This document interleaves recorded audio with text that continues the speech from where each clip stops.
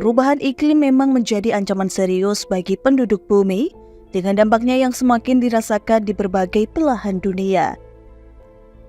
Fenomena seperti kenaikan suhu global, cuaca ekstrim, kekeringan, banjir, dan pencairan es di kutub berdampak langsung pada kehidupan manusia.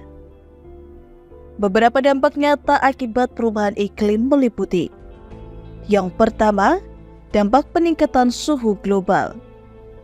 Saat ini suhu bumi rata-rata telah meningkat signifikan yang mempengaruhi banyak sektor termasuk pertanian, ketersediaan air, dan kesehatan manusia. Kedua, perubahan pola cuaca. Cuaca yang tidak menentu dan ekstrim seperti badai lebih kuat, banjir, serta kekeringan berkepanjangan merusak infrastruktur dan mengganggu produksi pangan dan menyebabkan migrasi penduduk di wilayah yang terdampak parah. Ketiga, kenaikan permukaan laut. Pencairan es di kutub mengakibatkan panas global yang menyebabkan permukaan laut naik dan mengancam pulau-pulau kecil dan kota-kota pesisir dengan resiko tenggelam. Keempat, dampak ekonomi. Kerugian besar dialami di sektor pertanian, perikanan, dan pariwisata. Karena perubahan iklim mempengaruhi rantai pasokan, hama, serta ekosistem yang mendukung industri-industri ini. Kelima, krisis kesehatan. Cuaca yang lebih panas memicu penyebaran penyakit seperti malaria dan demam berdarah, serta mempengaruhi kualitas udara yang menyebabkan masalah kesehatan pernafasan. Kombinasi dari dampak-dampak ini menciptakan ketidakstabilan yang mempengaruhi hampir setiap aspek kehidupan dan menjadikan perubahan iklim sebagai salah satu ancaman terbesar bagi umat manusia di abad ini. Organisasi internasional dan pemerintah dari berbagai negara terus berupaya mengatasi tantangan ini meskipun belum cukup untuk menghentikan laju perubahan iklim. Oleh karenanya, Dinas Lingkungan Hidup atau DLH Kabupaten Jepara telah mengambil langkah-langkah antisipatif untuk menghadapi dampak perubahan iklim, terutama kekeringan yang sering terjadi di Jepara. Salah satu upaya yang dilakukan adalah mempertahankan sumber daya air melalui penanaman di area sekitar mata air, serta mengoptimalkan sumur resapan dan lubang biopori. Hal ini bertujuan untuk menjaga cadangan air di daerah-daerah yang rawan mengalami kekeringan. Dinas Lingkungan Hidup Kabupaten Jepara juga telah memasukkan beberapa desa dalam program Kampung Iklim atau Proklim untuk meningkatkan kesadaran dan partisipasi masyarakat dalam mitigasi perubahan iklim. Selain itu, DLH Jepara juga menekankan pentingnya pola pikir dan gaya hidup masyarakat dalam mengurangi emisi gas dan efek rumah kaca untuk mencegah pemanasan global.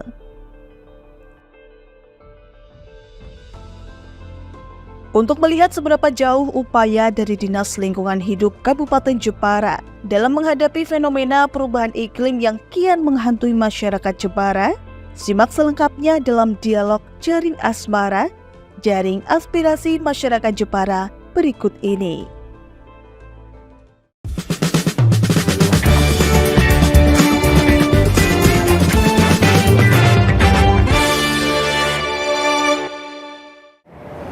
Halo pemirsa Jaring Asmara, Jaring Aspirasi Masyarakat Jepara. Apa kabar Anda hari ini?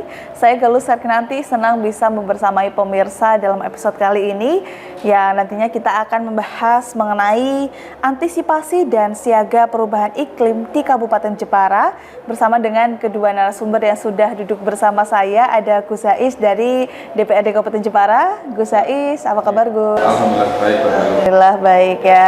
Dan juga masih ada satu lagi narasumber, ada Pak Nixon Manulang selaku Kabid P3LH dari Dinas Lingkungan Hidup Kabupaten Jepara. Nah, saya manggilnya Pak Nixon. Oke, Pak Nixon, apa kabar Pak? Baik, alhamdulillah. Baik, alhamdulillah. Sehat ya Pak ya? Amin, sehat. Oke. Nah, ini kan terkait temanya, ini kan antisipasi dan juga siaga perubahan iklim di Jepara. Nah, kalau membahas mengenai perubahan iklim di Jepara ini sejauh ini seperti apa, Pak? Begini, apapun yang terjadi saat ini tentang perubahan iklim itu pasti dipengaruhi oleh perubahan iklim global. Adanya La Nina dan El Nino. Lah untuk di Jepara secara umum masih dikategorikan perubahan iklimnya masih aman. Nah itu yang akan kita sikapi kalau memang ada musim seperti saat ini kekeringan, ada beberapa titik, kalau musim hujan masih ada banjir. Itu masih dipengaruhi iklim global. La Nina sama El Nino-nya gitu. Kalau untuk dampaknya sendiri yang mungkin dirasa oleh masyarakat ini apa sih, Pak Nixon? Kalau saat ini yang jelas panas ekstrim. Ya kan, panas ekstrim. Nanti kalau di musim penghujan tentu ada di beberapa lokasi yang terjadi banjir itu.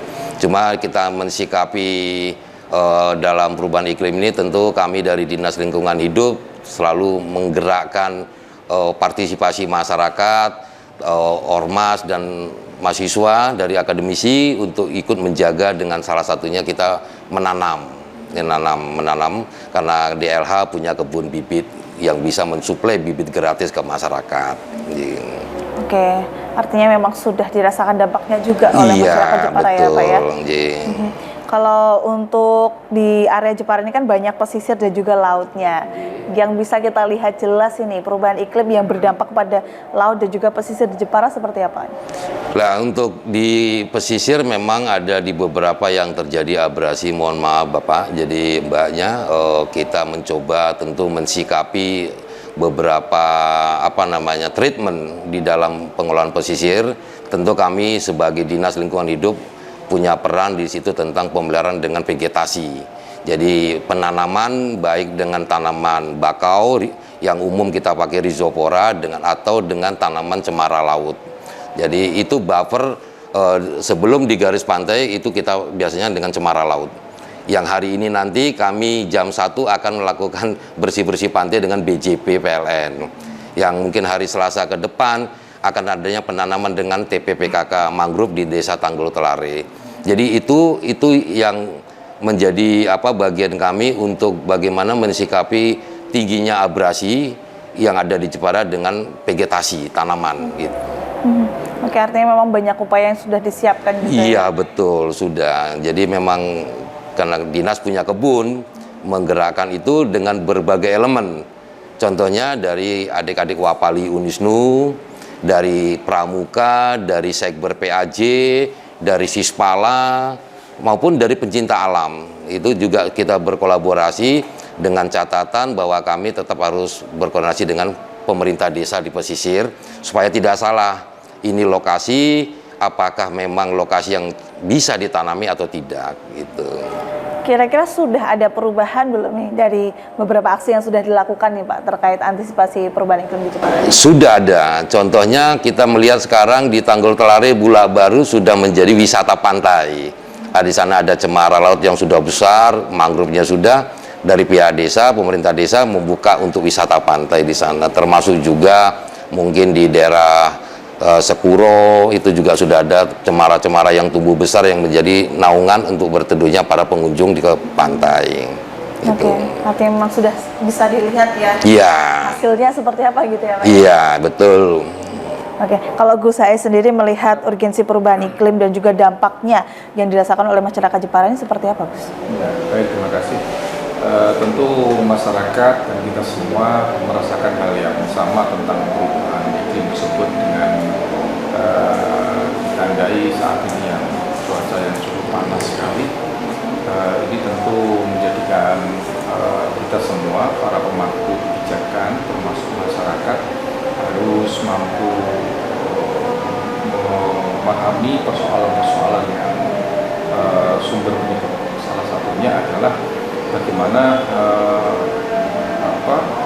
hutan kita yang banyak ditebangi saat ini, Pak, tentu harus diimbangi oleh upaya-upaya untuk penanaman kembali. Di situ DPRD berkomitmen bersama pemerintah daerah Kabupaten Jepara dalam hal penyediaan anggaran terkait dengan bibit, ya Pak. Iya sih. Dan harapan kami itu meskipun ini adalah salah satu memang upaya jangka panjang, tapi memang salah satu upaya yang paling konkret ya memang itu Iya. yang bisa kita laksanakan.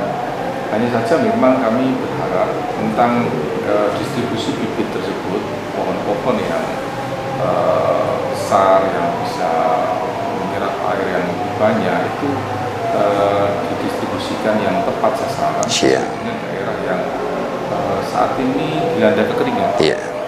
Seperti di wilayah Olahan, kemudian ada di Gedung, kemudian ada di Donorojo.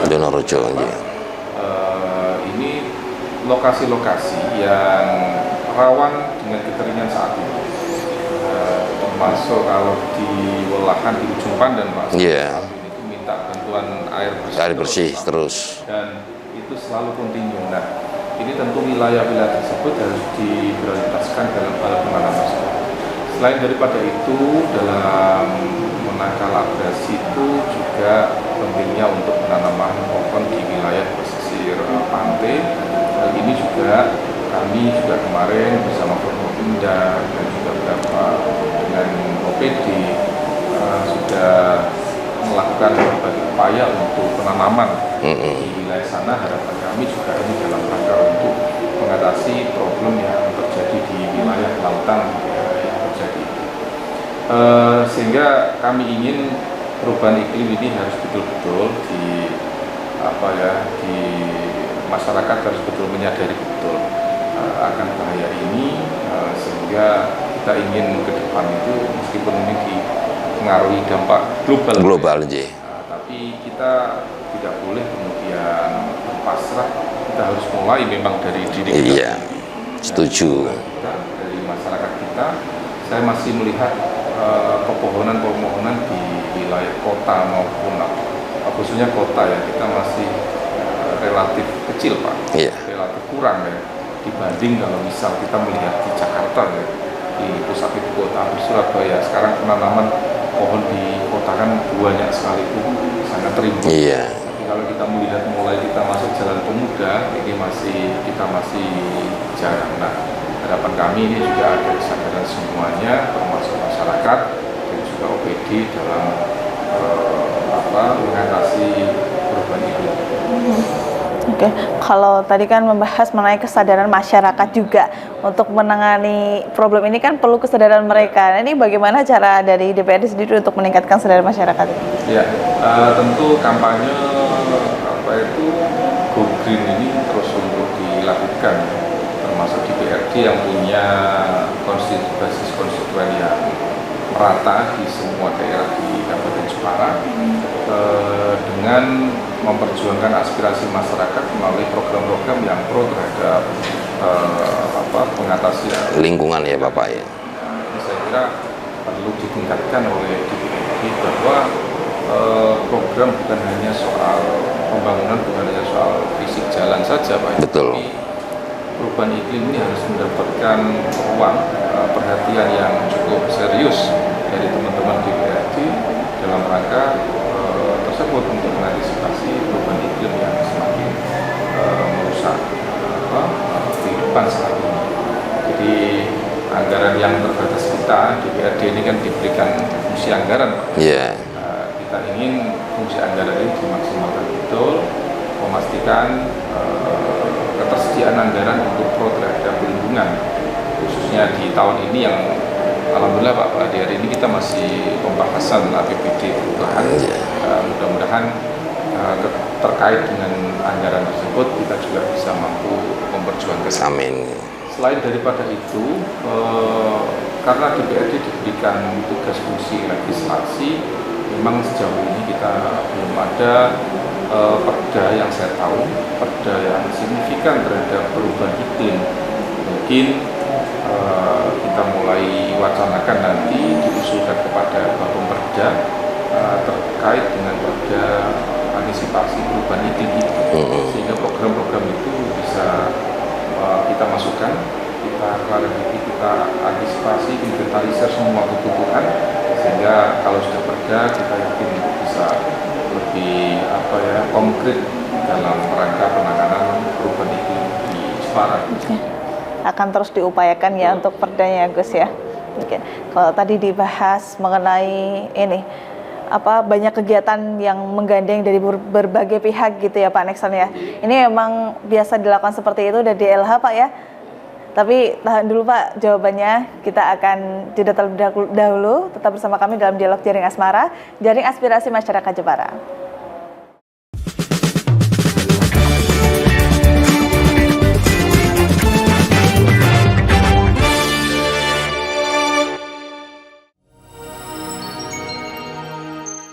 Selain si retinol ini, kalau gitu ngomongin retinol, apa sih dok sebenarnya retinol itu?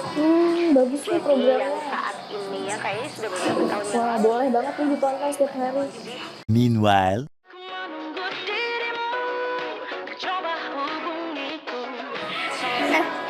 Kamu lagi nonton apa sih dari tadi kok apem-apem mulu? Ini loh lagi nonton program Cantik Sehat di Lingkar TV. Bagus banget nih programnya. Oh ada ya program kayak gitu? Ada loh di programnya di Lingkar TV. Kamu udah tahu kan Lingkar TV? Belum. Kan belum tahu Lingkar TV.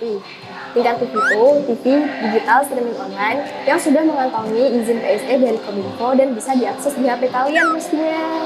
Oh iya? Iya, bagus loh. Coba di-download sekarang. Bentar deh, aku tak coba download dulu. Iya. Selain program Cantik Sehat, kalian juga bisa menonton program lainnya di Lingkar TV dan bisa ditonton kapanpun dan dimanapun kalian berada loh. Gimana, udah bisa? Udah nih, punyaku udah bisa. Punyaku juga udah nih. Wah ya, bagus dong kalau udah download semuanya. Tunggu apa lagi? Sekarang giliran kamu download aplikasi Lingkar TV di Play Store.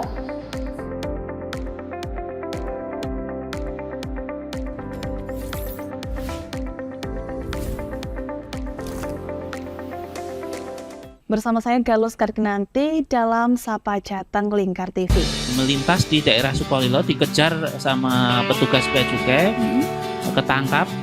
Membahas dan menyuguhkan beragam potensi dari berbagai daerah di Jawa Tengah, ditemani narasumber-narasumber handal di bidangnya.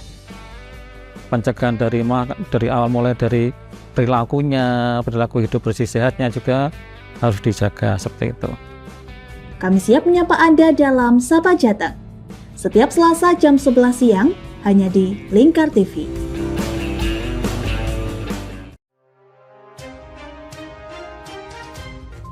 Inilah ketiga anggota komplotan pencuri spesialis pecah kaca mobil setelah melakukan penggelapan 20 sepeda motor dan 2 unit mobil dengan modus retal. Merangkum semua peristiwa sebagai berita yang penuh fakta.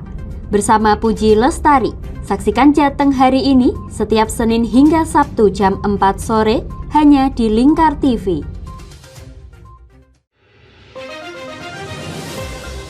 Modus kedua pelaku ini berpura-pura kehabisan bahan bakar kendaraan. Setelah pelaku dibantu, mereka kemudian melakukan kekerasan dan mengambil paksa sepeda motor korban. Saat tiba di lapangan terbang Okbab, rombongan langsung dihadang 5 orang yang mengaku sebagai anggota KKB.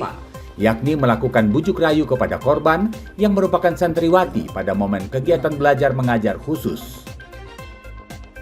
Menyajikan informasi-informasi hangat dan terpercaya bersama Kabar Indonesia setiap Senin hingga Sabtu jam 7 pagi hanya di Lingkar TV.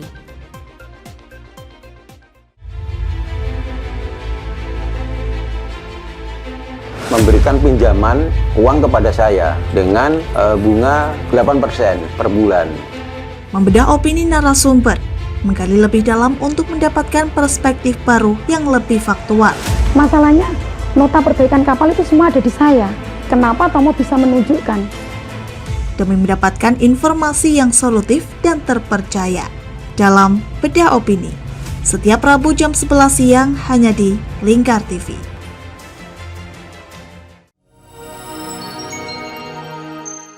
Selain si retinol ini, kalau gitu ngomongin retinol, apa sih dok sebenarnya retinol itu? Bagus nih Jadi programnya. yang saat ini ya kayaknya sudah beberapa tahun yang Wah, lalu. boleh banget nih ditonton setiap hari. meanwhile,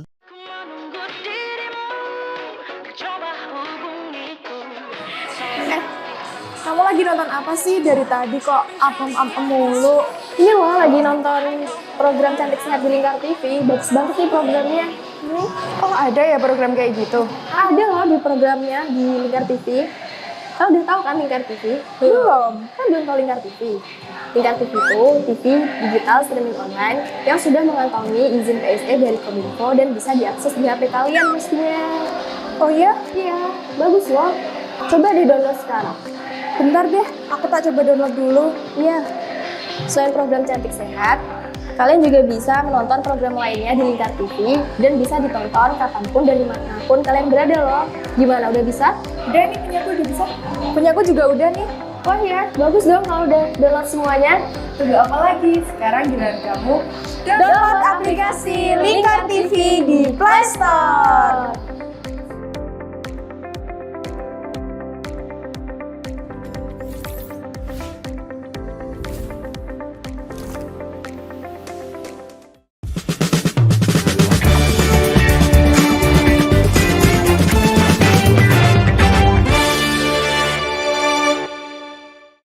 Anda masih menyaksikan dialog Jaring Asmara, Jaring Aspirasi Masyarakat Jepara, dan masih bersama kedua narasumber yang pada hari ini kita membahas mengenai antisipasi dan siaga perubahan iklim di Kabupaten Jepara.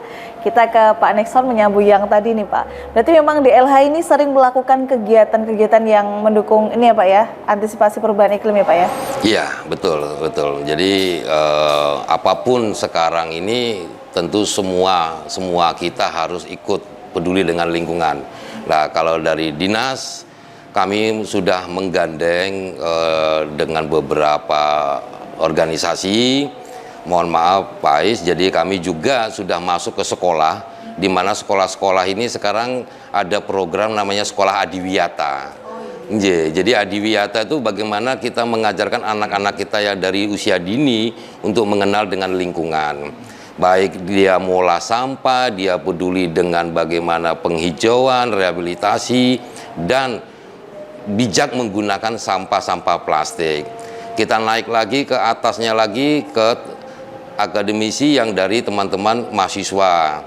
Contohnya dari Wapali Unisnu dan dengan kelompok-kelompok pencinta alam Sekber PAJ. Dan itu juga terus berlanjut sampai ke beberapa istilahnya kita boleh bilang BUMN seperti PLN, ya kita juga berkolaborasi dengan PLN, kita berkolaborasi dengan bapak-bapak dari Polres, dari Kodim, untuk bagaimana kita semua ikut berpartisipasi mewujudkan bahwa lingkungan Jepara nantinya walaupun terjadi apa istilahnya global ini, Jepara aman itu. Nah, ini semua harus dilibatkan. Nah, dimulai dari usia dini. Dari program Sekolah Adiwiyata, program Kampung Iklim. Oleh karena itu kami juga berharap nanti bapak-bapak atau ibu yang ada di Dewan bisa mensupport itu semua untuk mewujudkan bagaimana Jepara bisa menjadi lebih asri, lebih bersih, lebih sehat, dan lebih dicintai masyarakat. Itu harapannya. Jadi program-program itu tetap akan kita jalankan. Adiwiyata, Proklim, dengan kumpulan dengan beberapa organisasi, maupun dengan OPD ataupun BUMN yang ada di Jepara. Nah ini saya tertarik dengan programnya yang Proklim nih Pak. Iya. Ini kan kesannya memang untuk antisipasi perubahan iklim juga. Nah ya. ini sebenarnya mekanismenya seperti apa Pak? Jadi Proklim ini program Kampung Iklim bagaimana dia yang terendah itu di tingkat RT, di satu desa ataupun kelurahan, dia bisa memanfaatkan pekarangan untuk memenuhi kebutuhannya sendiri. Dari mereka bisa bercocok tanam tanaman sayuran, atau dia menanam tanaman keras buah-buahan yang disupport dari Dinas Lingkungan Hidup berupa bibit, ataupun dari mereka mulai memilah sampahnya. Jadi yang sampah yang bisa mungkin bernilai ekonomis mereka pilah, yang nanti yang sampah organik mereka jadikan kompos, dari mulai tingkat RT. Itu yang namanya di Proklim. Nah, harapannya tentu ini tidak hanya berhenti di Proklim 1 atau 2, tapi terus berkembang, yang ini juga bersinergi Mbak dengan teman-teman dari CDK 2 Pati atau CDK dari naungan Dinas Lingkungan Hidup Provinsi. Lingkungan Hidup Provinsi itu ada CDK. Nah, kita sharing dengan teman-teman penyuluh kehutanan untuk bagaimana bisa mewujudkan Jepara lebih banyak proklimnya nantinya. Otomatis kalau sudah ini berkembang dan bertumbuh menjadi bagus, maka tadi efek dari pemanasan global pun Jepara akan aman-aman saja itu. Oke, kalau untuk Proklim sendiri ini di Jepara ada berapa kampung Pak? Saya juga kurang hafal banget kalau proklim, tapi kita sudah punya proklim nasional maupun mandiri. Jadi sudah banyak juga, tapi secara data saya belum hafal banget nih ini untuk proklim. Sudah banyak ya Pak ya? Sudah banyak. Harapannya masih akan tetap bertambah lagi ya Pak ya? Iya, dan itu setiap tahun kita akan memunculkan proklim-proklim baru di Kabupaten Jepara. Oke. Nah, ini kan tadi sudah ada sistem siaganya, program-programnya. Iya. Ada nggak Pak program siaga atau siaga dini dari bencana terkait perubahan iklim ini Pak dari DLS sendiri? Kalau yang khusus memang tidak, tapi secara rutin ada. Tadi salah satunya berupa kegiatan-kegiatan penanaman, kegiatan kita untuk memberikan edukasi kepada usia dini, anak-anak sekolah dasar, sampai dengan kelompok-kelompok masyarakat. Jadi itu secara rutin setiap kita dalam kegiatan kita selalu ada. Contohnya waktu pencanangan Hari Lingkungan Hidup, kita ngadakan workshop yang kita juga undang teman-teman dari kelompok bank sampah, kelompok pencinta alam, anak-anak pramuka, wafali Indonesia.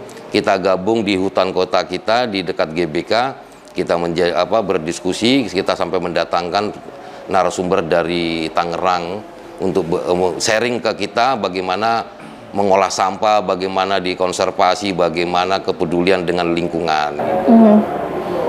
Oke, berarti memang sudah ada ya Pak ya? Sudah untuk siaga itu ya Pak ya? Secara khusus dikatakan kayak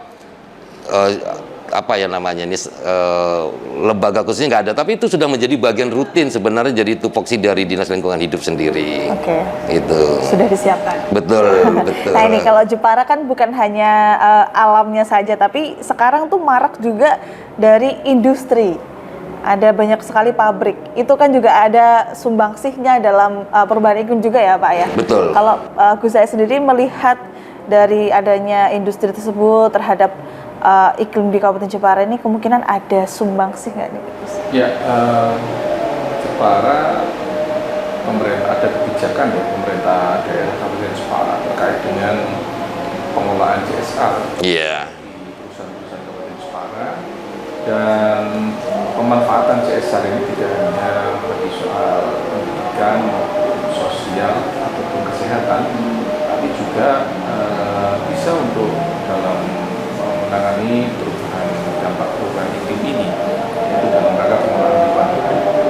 Sehingga kami berharap kalau di CSR ini ada tim di Jepara itu, kami harap bisa secara objektif menempatkan dan memberikan ruang terhadap dalam rangka pengelolaan lingkungan hidup di Kabupaten Jepara mendapatkan pos anggaran dari CSR itu, karena semangat dari teman-teman ada pecinta alam, ada dari teman-teman bank sampah dan sebagainya luar biasa yang harus mendapatkan perhatian yang sama dari mereka, karena bagaimanapun keberadaan pabrik-pabrik yang ada di Kabupaten Jepara sedikit banyak otomatis juga menyumbangkan itu Pak ya, perubahan iklim. Iya.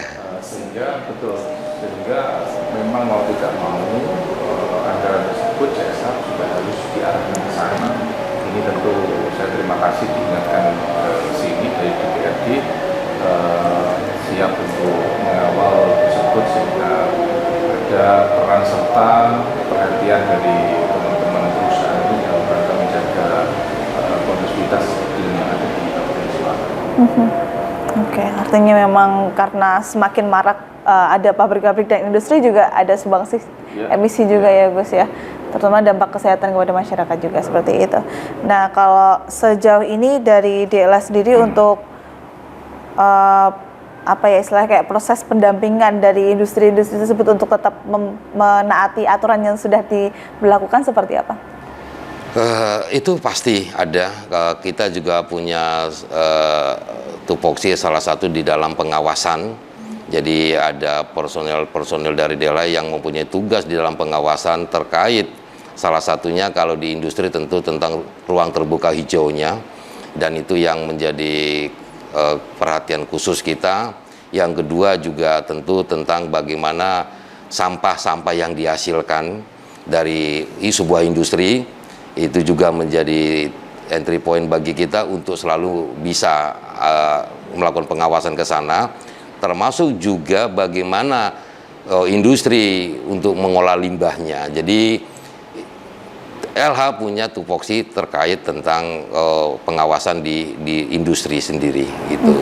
Jadi ada Mbak itu Mbak. Jadi kalau kita bicara tadi Pak Ais sudah bilang bahwa industri menyumbang, ya itu sudah pasti karena apapun yang terjadi lahan yang dulunya ada tanaman kan jadi sebuah industri. Nah, ini kan tetap ada aturan regulasi yang mengatur bagaimana luasan RTH-nya, bagaimana pengolahan limbahnya, bagaimana ini, dan LH punya tupoksi untuk itu semua, gitu Mbak. Oke. Ada rencana jangka panjang Pak dari DLH terkait penanganan perubahan iklim ini? Kalau jangka panjang dan dari tadi semua akan jalan terus, akan terus, tidak pernah berhenti. Lingkungan hidup akan terus. Mungkin nanti yang kita akan kembangkan tentu beberapa inovasinya. Jadi tidak lagi berbicara tentang yang seperti dulu, tapi untuk mengantisipasi perubahan iklim, tentu LH akan sepanjang tahun akan tetap berbuat untuk yang terbaik dengan lingkungan. Nah, untuk yang tadi di pesisir itu juga kita mohon maaf Pak Ais, jadi memang harus ada sedikit kehati-hatian karena namanya bakau ataupun yang disebut mangrove itu mempunyai suatu karakteristik khusus. Jadi banyak orang juga keliru kalau dia langsung menanam di pasir. Nah, makanya itu pasti kegagalannya tinggi sekali. Jadi makanya kita berkoordinasi dengan pihak desa di mana lokasi yang cocok. Tentu kita membuat rekomendasi kepada teman-teman akan titik lokasi untuk penanaman bibit-bibit rhizopora atau bakau tersebut itu. Oke, sudah banyak yang dipersiapkan ya Pak ya, jangka panjangnya seperti itu. Oke, kita masih akan kembali pemirsa untuk segmen selanjutnya. Seperti biasanya, Anda bisa mengirimkan pertanyaan via sosial media kami di @lingkar.tv dan kita akan bacakan dan akan langsung jawab oleh para narasumber yang sudah hadir pada kesempatan kali ini.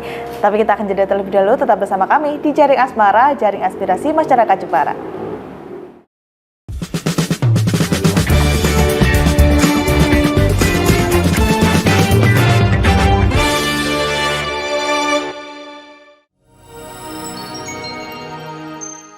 Selain si retinol ini, coach itu ngomongin retinol apa sih dok sebenarnya retinol itu?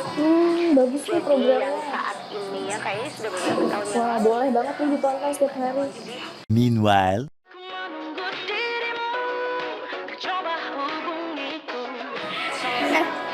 Kamu lagi nonton apa sih dari tadi kok apem-apem mulu? Ini loh lagi nonton program Cantik Sehat di Lingkar TV. Bagus banget nih programnya. Oh, ada ya program kayak gitu? Ada loh di programnya di Lingkar TV. Kau udah tahu kan Lingkar TV? Belum. Kan belum tahu Lingkar TV. Lingkar TV itu TV digital streaming online yang sudah mengantongi izin PSE dari Kominfo dan bisa diakses di HP kalian mestinya. Oh iya? Iya, bagus loh. Coba di-download sekarang. Bentar deh, aku tak coba download dulu. Iya. Selain program Cantik Sehat, kalian juga bisa menonton program lainnya di Lingkar TV dan bisa ditonton kapanpun dan dimanapun kalian berada loh. Gimana, udah bisa? Udah nih, punyaku udah bisa. Punyaku juga udah nih. Wah ya, bagus dong kalau udah download semuanya. Tunggu apa lagi? Sekarang giliran kamu download aplikasi Lingkar TV di Play Store.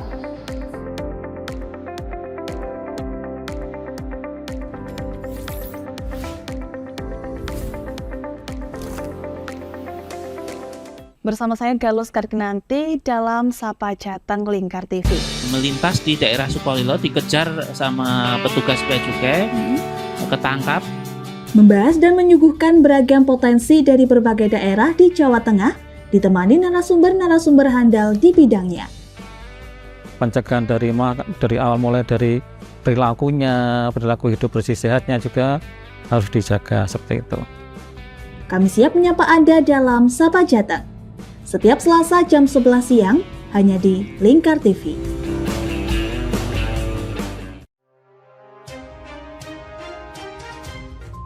Inilah ketiga anggota komplotan pencuri spesialis pecah kaca mobil setelah melakukan penggelapan 20 sepeda motor dan 2 unit mobil dengan modus retal.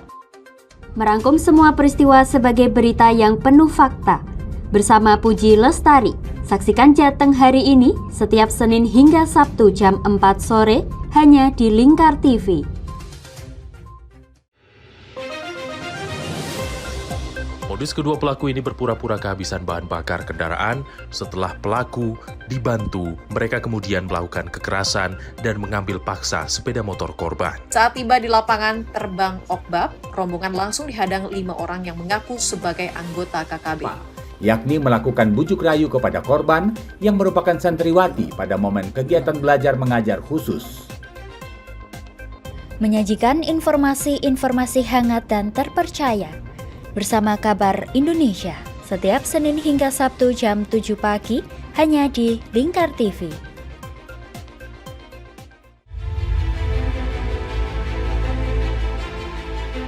Memberikan pinjaman uang kepada saya dengan bunga 8% per bulan.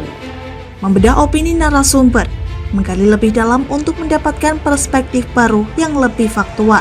Masalahnya, nota perbaikan kapal itu semua ada di saya. Kenapa Tomo bisa menunjukkan? Demi mendapatkan informasi yang solutif dan terpercaya dalam Bedah Opini. Setiap Rabu jam 11 siang hanya di Lingkar TV.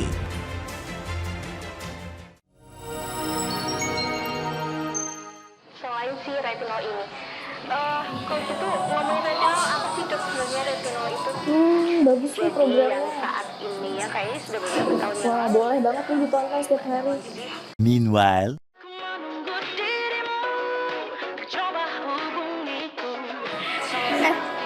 Kamu lagi nonton apa sih dari tadi kok apem-apem mulu? Ini loh lagi nonton program Cantik Sehat di Lingkar TV. Bagus banget nih programnya. Oh ada ya program kayak gitu? Ada loh di programnya di Lingkar TV. Kau udah tahu kan Lingkar TV? Belum. Kan belum tahu Lingkar TV. Lingkar TV itu TV digital streaming online yang sudah mengantongi izin PSE dari Kominfo dan bisa diakses di HP kalian mestinya. Oh iya? Iya, bagus loh. Coba di-download sekarang. Bentar deh, aku tak coba download dulu. Iya. Selain program Cantik Sehat, kalian juga bisa menonton program lainnya di Lingkar TV dan bisa ditonton kapanpun dan dimanapun kalian berada loh. Gimana, udah bisa? Udah nih, punyaku udah bisa. Punyaku juga udah nih. Wah ya, bagus dong kalau udah download semuanya. Tunggu apa lagi? Sekarang giliran kamu download aplikasi Lingkar TV di Play Store.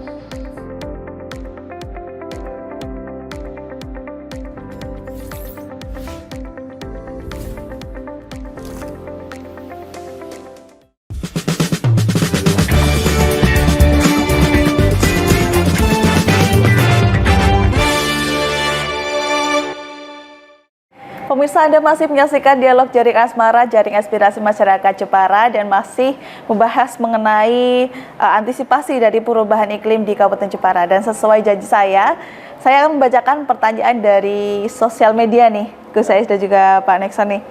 Pertanyaan pertama dari Yasvina Sri. Oh ini, kalau saya lihat di Jepara ini masih kurang adanya RTH. Bisa nggak ke depannya ditambahkan RTH untuk masyarakat Jepara? Langsung dijawab saja mungkin. Oke, terima kasih pertanyaannya. Memang tentu itu menjadi harapan kami di Dela ataupun masyarakat di Kabupaten Jepara. Yang kami sudah siapkan, memang kami mendapat restu dari pemerintah daerah melalui Bapak Sekda untuk mewujudkan hutan kota, di baratnya hutan kota yang sudah ada di GBK. Itu nanti tentu kalau luasan sekitar 3,5 sampai 3,8 hektar di samping kampus Unisnu, Bapak. Jadi kami akan menghidupkan di sana dengan beberapa tanaman karena itu akan diwujudkan menjadi nanti kawasan hutan kota. Kalau teman-teman bilang jadi hutan kota 2 namanya, hutan kota 2 karena yang satu sudah jadi hutan kota 2. Nah, terkendalanya memang untuk menambah RTH tentu kepemilikan lahan kita yang terbatas, masih kalau tadi Pak Ais bilang di Jalan Pemuda tentu juga yang sudah ada Bapak belum, tanamannya belum sempurna, tapi nanti kalau itu sudah jadi secara otomatis akan menjadi sebuah jalur yang asri sekali seperti yang kami sudah wujudkan di Jalan Brigjen Katamso di Kaliwiso. Itu juga kita sudah wujudkan dengan tanaman tabebuya dan pucuk merah, di bawahnya bakung. Jadi nanti tentu kalau untuk menambah RTH butuh lahan yang ada, dan itu nanti LH siap untuk menghijaukan kalau perlu mengajak masyarakat untuk ikut berpartisipasi di dalam pembuatan RTH baru. Itu Mbak. Oke, masih butuh lahan ya? Iya. Nah ini Gus Ais, gimana Gus tanggapannya? Ya, selain daripada yang diprakarsai oleh pemerintah daerah, harus ada ketegasan kepada para pengembang-pengembang. Jadi para pengembang termasuk industri-industri, mereka harus wajib memberikan space ruang untuk ruang terbuka hijau mereka, sehingga lahan yang semakin sempit ini, lahan hijau yang semakin sempit ini, kita tentu terus dapat menghirup udara segar dan tetap menjaga iklim yang semakin baik. Kemarin RT RW juga kita sudah sahkan, harapan kita juga dalam rangka mendukung upaya menjaga lahan yang dilindungi Pak. Iya. Ini dalam upaya pemerintah mewujudkan. Bukan hanya pemerintah tapi pihak industri juga sudah harus memikirkan seperti itu ya Gus ya, untuk berjalan bersama, karena kalau diselesaikan oleh pemerintah saja tidak cukup ya. Harus ada peran dari berbagai pihak. Oke, ini pertanyaan yang kedua dari @Sri Rahayu 04. Emisi kendaraan sangat berpengaruh dalam perubahan iklim ini. Kami masyarakat ingin turut serta mengurangi dampak emisi ini. Namun, ketika kami ingin menempuh perjalanan dengan transportasi umum, saya kira juga belum memadai di Jepara. Solusinya bagaimana? Nah ini yang menarik. Ini kan karena semakin banyak kendaraan, emisinya semakin banyak juga. Betul. Sedangkan kalau menurut Ibu Sri ini, transportasi di Jepara belum cukup mendukung mungkin. Nah ini solusinya gimana nih, Bapak-Bapak? Terima kasih. Memang tren masyarakat sangat dinamis ya, perubahannya. Teknologi yang semakin tinggi ini, semakin banyak ini tentu merubah tren kebiasaan masyarakat. Kondisi akses transportasi umum juga jauh berkurang daripada tahun-tahun yang dulu. Kalau nggak salah ini yang termasuk angkutan hanya tinggal beberapa saja Kabupaten Jepara itu. Karena memang dengan adanya yang jumlah terbatas saja, jumlah penumpangnya sangat-sangat jauh berkurang. Masyarakat sudah memilih kendaraan sendiri, ditambah sekarang tambah kendaraan listrik. Iya. Perubahannya sangat luar biasa, sampai itu para angkutan itu kita ada subsidi ya Pak. Iya betul. Subsidi, karena tidak cukup untuk membeli BBM dan sebagainya. Nah ini tentu kaitannya dengan pengaruh emisi. Nah, kami mendukung karena aturan soal emisi ini adalah aturan dari pemerintah pusat. Sekarang sangat lebih memperketat terkait dengan uji emisi dari kendaraan, termasuk membatasi BBM yang sangat menyumbang emisi tertinggi Pak. Iya. Solar betul Bapak. Makanya kayak Innova dulu diesel, sekarang udah nggak diesel. Iya. Sekarang jadi hybrid semua. Nah ini pemerintah saya kira kalau kita pinter cerdas menangkap, pemerintah pusat sudah menangkap ke sana. Termasuk Pak Presiden tahun kemarin, 2 tahun yang lalu mengeluarkan surat edaran, termasuk instruksi surat edaran Presiden penggunaan kendaraan listrik bagi operasional pemerintah. Iya. Ini meskipun belum optimal, tapi saya kira kita sudah mulai mempersiapkan menuju ke sana karena perubahan akan selalu di depan mata. Sehingga kita para pemangku jabatan dan masyarakat harus siap-siap untuk bagaimana menyesuaikan diri terhadap perubahan tersebut. Oke, artinya memang sangat berpengaruh ya Gus ya? Iya. Kalau dari Pak Nexon ada tambahan Pak? Jadi DLH juga memang itu tadi seperti kata Pak Ais memang betul. Nah, makanya kami kemarin pada hari pencanangan Hari Lingkungan Hidup, kami salah satu event yang kami buat mengadakan bekerja sama dengan Dishub, mengadakan uji emisi kendaraan. Jadi salah satu juga dalam rangkaian acara melakukan pengujian emisi kendaraan-kendaraan yang ada. Selain tadi ada workshop dengan para pecinta alam dengan adik-adik mahasiswa gitu. Oke, sudah banyak upaya dilakukan. Ini mungkin yang diharapkan oleh masyarakat adalah ada actionnya atau memperbaiki transportasi atau gimana, atau kesadaran dari masyarakat juga seperti itu kan? Iya Pak ya? Iya betul. Nah ini pertanyaan yang ketiga dari Bono. Pak, saya kan salah satu dari komunitas lingkungan. Saya ingin mengadakan tanam bersama. Bisa tidak dari DLH memberikan support bibit ini Pak, bibit untuk menanam ini Pak mungkin Pak. Ya, jadi dengan senang hati, jangankan hanya bibit, apapun kalau kami punya kami siap. Artinya begini, silakan aja mengajukan surat kepada Delhat, nggak perlu diketik juga, artinya juga tulis tangan, kirim lewat PDF juga nggak apa-apa. Artinya itu kita mempermudah semua proses. Lah, nanti mencantumkan lokasinya di mana, jumlah bibitnya apa, dan jumlahnya berapa. Artinya begini, supaya kami juga akan mengeluarkan bibit yang ada itu ada dasar. Yang kedua, tahu ini lokasi tanamnya di mana. Supaya kita tidak salah, nanti lokasinya di daerah hulu, di daerah lereng Muria kita kasih mangrove kan juga salah. Disesuaikan. Dan sama dengan luasan. Nah, cuma ada beberapa hal yang perlu kami ingatkan kepada masyarakat Jepara, bagaimana kalau mengajukan bibit, tentu kita harus melihat fenomena iklim alam, bahwa kalau saat ini kita menanam, kalaupun di sifatnya di tempat-tempat yang bukan di lingkungan, maka kan agak sedikit perlu ekstra pemeliharaan, artinya butuh penyiraman. Seperti bagaimana penghijauan di lereng Muria, maka ya mungkin kami juga tidak akan memberikan banyak-banyak karena akan menjadi sebuah hal yang muspro ya, artinya pasti tanaman mati. Nah, kalau di lingkungan mungkin di RT itu pasti masyarakat akan siap merawatnya. Tapi kalau di daerah lereng Muria, biasanya teman-teman kalau yang pencinta alam itu nanti mendekati musim-musim penghujan. Strategi penanamannya seperti itu. Oke, artinya siap ini dari siap sekali dengan senang hati dari bibit yang dibutuhkan. Ini langsung saja kirim surat seperti itu. Oke, terakhir ini harapan kedepannya untuk Kabupaten Jepara, terutama untuk antisipasi perubahan iklim. Kita dari Pak Nixon dulu. Harapannya Pak untuk ke depan. Harapannya bagaimana masyarakat ikut berperan aktif. Tadi gue saya bilang nggak mungkin hanya pemerintah atau bapak-bapak ibu yang ada di dewan, tapi semua masyarakat ikut. Bagaimana ikut menjaga dan memberikan saran positif kepada OPD yang menangani, kan artinya tidak hanya menunggu. Contoh tadi Pak, kita mau nanam, kami siap, kami akan layani, kalau perlu kami juga akan turun ke lapangan bersama-sama. Yang penting mari kita jaga Jepara, dan kami berharap Adipura Kencana bisa kembali ke pangkuan Bumi Kartini. Oke, Gus Ais menambahkan? Ya, baik, terima kasih. Jadi kerusakan-kerusakan alam yang terjadi saat ini di Indonesia ini diakui atau tidak adalah termasuk peran dan ulah daripada kita sendiri. Manusia sendiri. Sehingga ini harus menjadi muhasabah kita semua.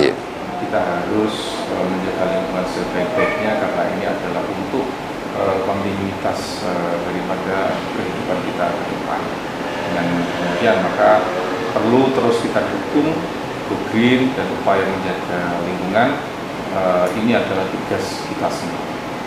Oke, luar biasa. Terima kasih Pak Nexo dan juga Gus Ais sudah berdialog dengan kami. Semoga nantinya dari dialog ini dapat meningkatkan kesadaran masyarakat ini terhadap pentingnya perubahan iklim dan kesadaran untuk menjaga bumi kita bersama ya. Karena bumi ini, Jepara ini bukan hanya saya atau Anda saja yang menjaga, tapi kita semua. Dan akhirnya saya Galus Saknanti beserta kerabat kerja yang bertugas pamit dari depan Anda. Terima kasih telah menyaksikan Jaring Asmara, Jaring Aspirasi Masyarakat Jepara, dan terus saksikan Jaring Asmara hanya di Lingkar TV. Sampai jumpa di episode-episode selanjutnya.